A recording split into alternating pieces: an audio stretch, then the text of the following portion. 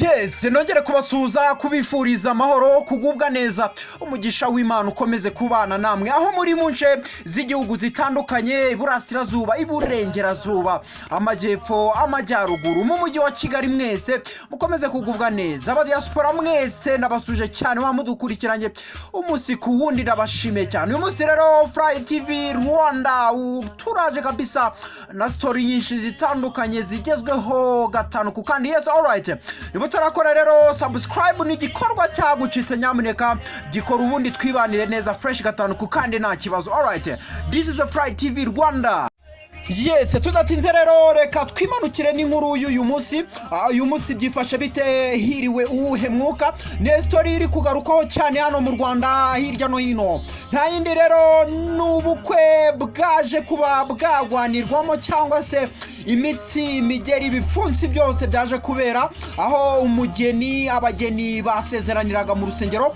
Ntandi rero turimo kuvuga ni mu rusengero rw'Igikondo i Kigali kabisa, aho kabisa umugabo yari yagiye mu bukwe kabisa we na fiance wiwe.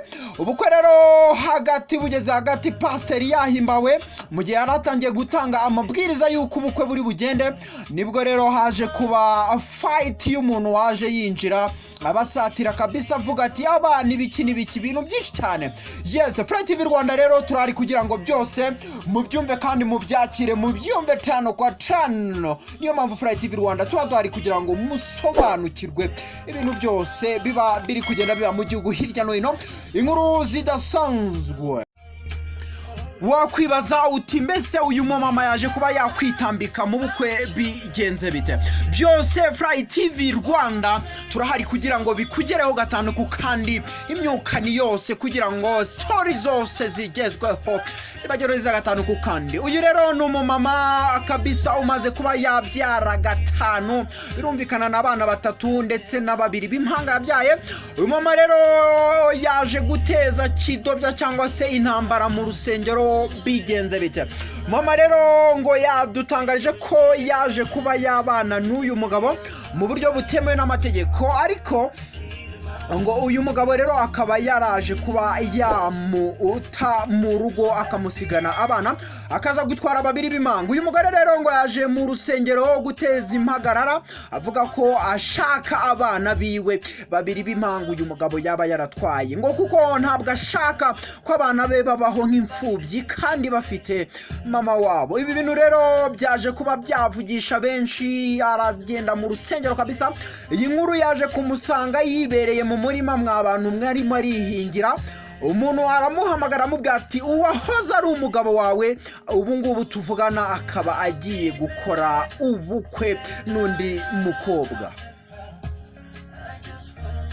Ntabwo byaje koroha rero, uyu mama yahise akora iyo bwaba agakora cyane ategura abana biwe nawe ubwo aritegura ahita ajya gushakisha ukuntu kabisa areba ajya kuba yakwivanga mu bwo bukwe. Yagiye rero akigera mu rusengero avurungutanya ibintu, pasiteri kabisa biramucanga mujugunya nk'iyo mu kilometero kabisa, yagiye arwana kabisa imitsari myinshi bisa abantu benshi byaje kuba byabatungura. Uyu mama rero akaba yageze mu rusengero agahatuma ubukwe buhagarara, ibintu byatumye na polisi y'u Rwanda iza kuba ibyitambikamo. Mama rero bazaga kumubaza bamubazaga bati umumama wifuza iki, arashaka kuba yagera ku cyo. Mama yaje kubabwira yuko rero icyo yifuza ari ukuba yahabwa abana biwe ndetse n'umugabo akaba yarera abana. Ibintu rero byaje kuba biba ikibazo, abantu benshi bakaba barimo kubyibazaho ukuntu ibi bintu birihuze kuba birangira. Ni Fly TV Rwanda, stories zigezweho ziri gutwika hirya no hino mu Rwanda tuzibagezaho gatanu ku kandi nta kibazo na kimwe nta nkomyi. Wowe icyo usabwa kora share, subscribe ndetse udusigire comment munsi tubane neza gatanu ku kandi. All right, ibi rero bikaba byaje kurangira ubukwe buhagaritswe burundu, bakaba bavuze bati ibintu biraza kuba byakwigwaho kugira ngo harebwe n'iki cyakorwa kugira ngo uyu mama asubizwe ibibazo afite byose ndetse n'izi mpagarara zize kuba zarangira. Niba ubukwe burakomeza niho turakomeza, we don't know byose. Fly TV Rwanda turabashakira neza 5/5. Iyi nkuru tujye kuyikurikirana tuive imuzi n'imuzingo byose tubahera ku gihe kandi ku mwanya wacyo. Alright, ndabashimiye cyane, Imana ikomeze barinde. Ciao ciao.